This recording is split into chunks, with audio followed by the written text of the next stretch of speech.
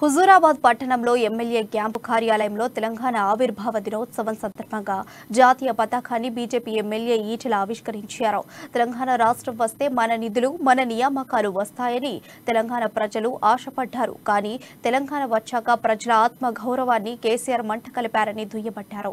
ప్రస్తుతం తెలంగాణ పిచ్చోని చేతిలో రాయిలా ఉందని, కేసీఆర్ ప్రభుత్వాన్ని గద్దెదించాలని తెలంగాణ ప్రజలు భావిస్తున్నారని ఈటెల అన్నారు.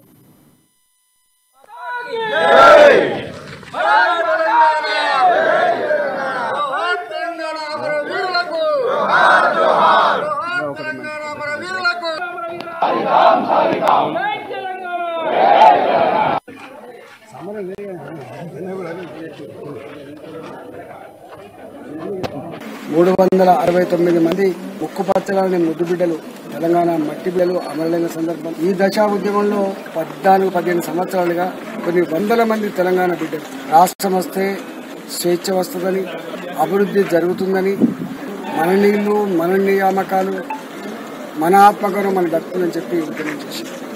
రాష్ట్రం వచ్చిన తర్వాత 2014 తర్వాత కొద్ది రోజుల పాటు ఆకాంక్షలకు అనుగుణంగా మెలిగినప్పటికీ కూడా తెలంగాణ యావత్ ప్రజానికం మళ్లీ పట్టం కట్టినాడు. 2018లో అధికారం కట్టబెట్టినాడు. కళ్ళు నెత్తికెక్కినటువంటి కేసీఆర్ గారి ఏ స్వేచ్ఛ కోసమైతే ఆరాటపడదు తెలంగాణ, ఏ హక్కుల కోసమైతే ఉద్యమించిన తెలంగాణ, ఇవాళ తెలంగాణ రాష్ట్రంలో హక్కులు హరించబడ్డాయి, ఆత్మగౌరవం అట్లా కలపబడ్డది. ధర్నా చౌకలు ఎత్తేసే ప్రయత్నం చేసిండ్రు. సమ్మెలు చేసినటువంటి వర్గాల మీద ఉక్కుపాదం పెట్టి, మీరు బిచ్చగాళ్ళురా, ఇస్తే తీసుకునే వాళ్ళే తప్ప అడిగే హక్కు లేదని చెప్పి ఉక్కుపాదం మోపింది.